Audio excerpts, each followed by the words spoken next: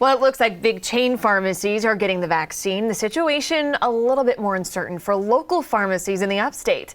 Governor McMaster said just yesterday, pharmacies across the state need to get as many vaccines into arms as possible as soon as possible. Some local pharmacies say they're still in limbo and they're not exactly sure when they'll get the vaccine. A lot of unknowns here. Fox Carolina's Matt Koufax live outside Fowler's Pharmacy in Greenville.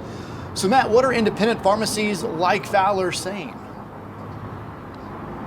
Yeah, well, Cody, owners like David Maney tell me that the biggest disappointment he has had to endure is that he's not able to give patients a straight answer when they ask him when they're able to come in to be vaccinated, because he just doesn't know. He says that a lot of folks he knows are also in the same boat. He says that mountains of paperwork and lots of unanswered questions make it confusing and a little frustrating when he sees the governor's message on television about how outfits like his need to ramp up their efforts.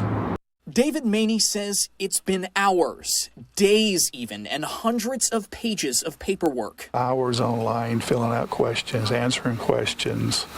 And a lot of the questions are the same questions that you answered an hour before or the day before. He says the process of getting the COVID-19 vaccine has been unlike anything he's ever experienced as the co-owner of Fowler's on Lawrence Road. We don't know what to tell patients. We're asked every day, 4 or 5 times a day. He says all their paperwork was submitted by January 31st for phase 2 vaccines, and that the next step is a phone call. That call, he says, could be coming from the CDC, DHEC, or even a third-party distributor.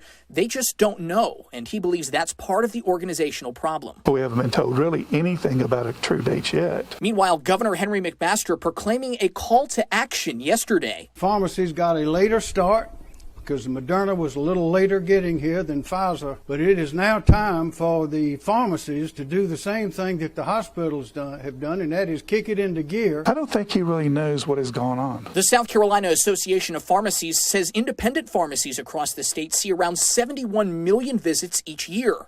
Maney says that since this all started, there's been one question on his mind that's never been answered. I wish somebody could tell me why weren't independents included in phase 1 in South Carolina. Especially when customers he has a bond with that he's known for years, who may also have had issues scheduling with DHEC, qualify right now. We all have patients 70 and older.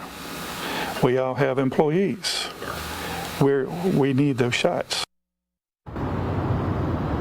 DHEC has been saying that a lot of the frustration surrounding the vaccine from many different groups has been because of an overall shortage of vaccine statewide. Meanwhile, David tells me that they are expected to get the vaccine here anywhere from the end of March to the beginning of May, kind of an open window, and they have not been told exactly when that is going to be yet. He says even when they do get it, he has real concerns about being able to provide second doses for people in time based on what they've seen so far.